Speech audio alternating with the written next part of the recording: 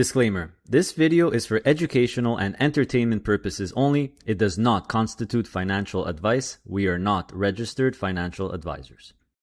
Hey everyone, welcome back to the channel, your number one source for income-oriented investing. And holy crap, was I surprised, just like the thumbnail, that little smiley face or whatever. WTF indeed. I just discovered this ETF, although it's been out for quite a while. I don't know what the heck took so long. And by the way, guys, if ever you see an ETF that I haven't been covering, an income ETF that's very interesting, let me know about it, right? So Liquid Strategies has this ETF called OVL.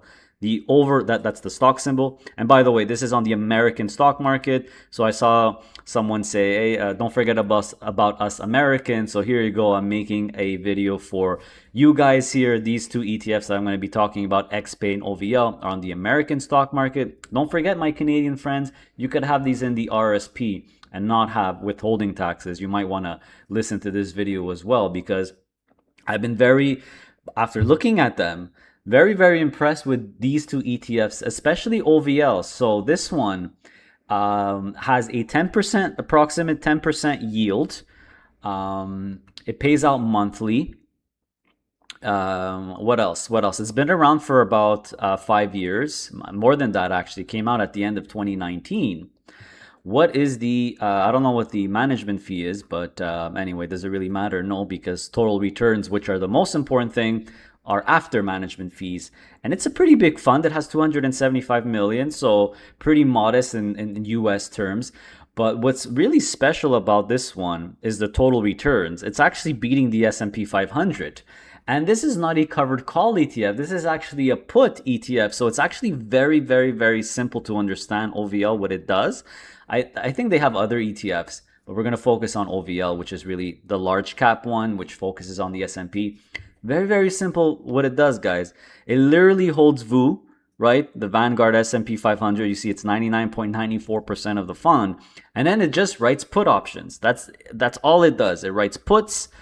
And this strategy seems to be working really well. Obviously, if you're writing put options out of the money and the S&P goes up over time, they're never going to be exercised, right? So you're going to make S&P 500 returns plus the income. And if we do a total return comparisons of OVL versus VOO, I was shocked to see that pretty much even the whole time, it's outperforming the S&P 500. It's outperforming VOO. So OVL total return since inception is 199%. And VOO is 181%. So quite a nice outperformance. And if you backtrack, it looks like OVL has always outperformed VOO.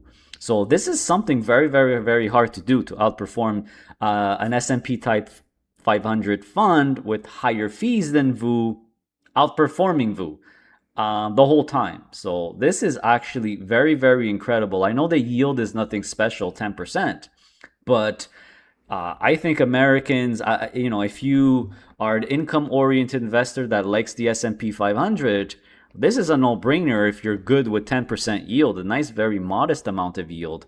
Obviously, it doesn't have like 15 and 20 like other covered call S&P 500 ETFs, but definitely one to consider here. The other ETF that really, not a covered call ETF, but a put ETF.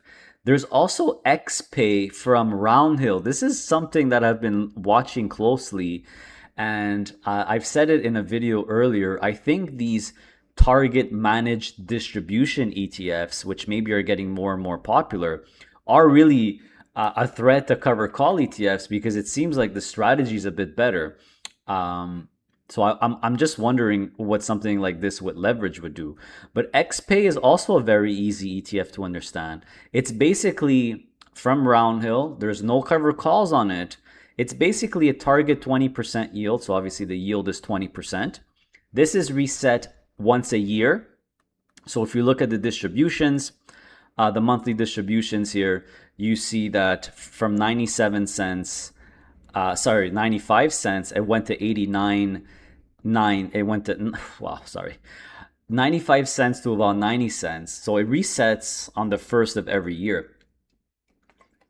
So it's 20% yield basically based on the net asset value, right? So there's no covered calls on this. So this is really pretty much a drawdown service, right? If you want to hold the S&P 500, if you have VOO, for example, if you switch to XPAY, or you're an income investor that maybe doesn't want cover calls, but wants yield, this is just an automatic drawdown with monthly distributions that targets 20% yield, 20% of the NAV reset annually.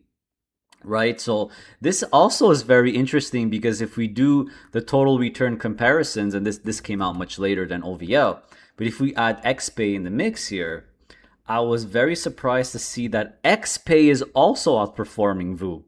How is this possible? I don't know. I have no idea, but obviously they're doing a really good job um, for the drawdown, right? You see VOO in this time period, and it's not as much time. It's about November 1st, 2024 until now, June 15th. You see that XPay's total return is 33.75 and VOO's total return is 32.77. Of course, the total returns take into account that you're reinvesting the distributions, right? So obviously, if you're not reinvesting the distributions, the total returns are going to be a bit lower. But just to show you how OVL and XPAY are really doing well versus just the S&P 500. So these are both income oriented. They're not covered call. This one is puts, 10% yield. This one is just a drawdown service at 20% yield. It's very interesting that they're doing really, really well. And another interesting thing about XPay is that it's mostly, I think it's just 100% ROC distributions. It's designed to give out ROC, so they're very tax efficient. I don't know about OVL. You could check it out for yourself.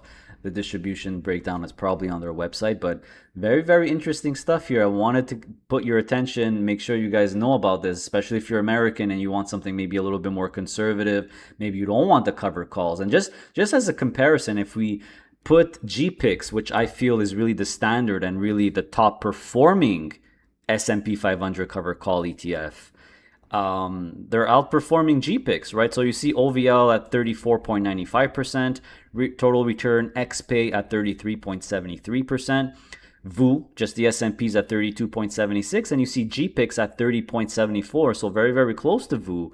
But of course, it's going to underperform because it's a cover call strategy and it has no leverage. And GPIX is one of the top performing S&P 500 cover call ETFs. Of course, now there is leverage versions of TPAY and XPAY, but those are less than a year old, so I'm not going to add them here because I feel like there's not enough data to really shore up or make a good evaluation. But I wanted to make you aware of OVL and XPAY, guys. And by the way, Roundhill has a very similar concept to XPAY, except instead of 20% yield managed distribution, it's 10% managed distribution. So it's literally the exact same thing. If you go back and forth between XPAY and TPAY, you see that the description is pretty much the same, except instead of 20%, it's 10%. So if you want even less yield, if you want even less drawdown, now there's TPAY as well.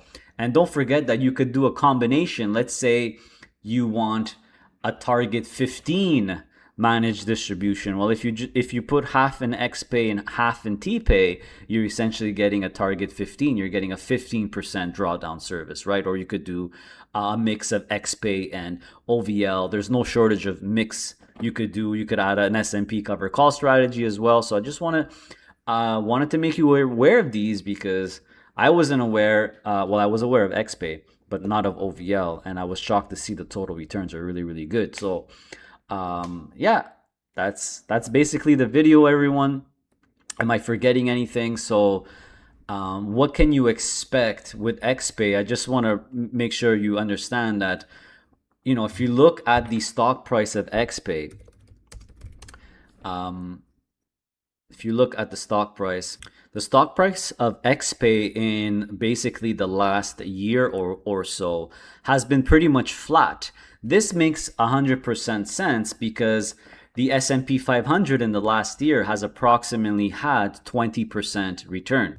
Actually much higher than that. So if we look at the approximate total return of VOO or the S&P 500 in the last year, it's about 30%. So if XPAY gives out 20% yield and has a better total return, you see that the stock price has actually gone up a little bit because it's 20% yield, but the S&P has gone up more than that. So you actually see a little bit of a gain. Plus, you have that 20% yield. Don't forget the 20% yield is not counted in here, right? And of course, they're also counting that you're reinvesting the distributions. But my expectation, for example, what do I expect XPay to behave? How do I expect XPay to behave in terms of stock price? Is that if the S&P 500 going forward on average has a 20% return, I expect XPay stock chart to be flat completely and have that approximate 20% yield. If the returns ends up being more like a 15%, like historically in the last 10 years, it is about 15-16%, well, then I do expect XPay to slightly go down over time and I reset the distribution a little bit lower, but still 20% to 16%. It's going to be very, very, very, very, very slow. And again, if you don't like that or whatever, you could mix and match with TPAY or mix and match with OVL. If we look at the OVL stock chart, my expectation is that it's actually growing over time, right? Yeah, it is. So obviously there's half the yield, so you're gonna expect more growth over time. So very, very impressed with this OVL ETF and XPay as well. Just wanted to let you know about those. Let me know if you have any questions, but there you go. I think these are definitely something to consider if you're Canadian in your RSP. No withholding taxes if you absolutely are an income investor and you love the S&P 500. Are there any other ETFs like this that I don't talk about or haven't figured out? Let me know, guys, in the comments. And yeah, stay safe, stay passive, stay honorable. See you next time.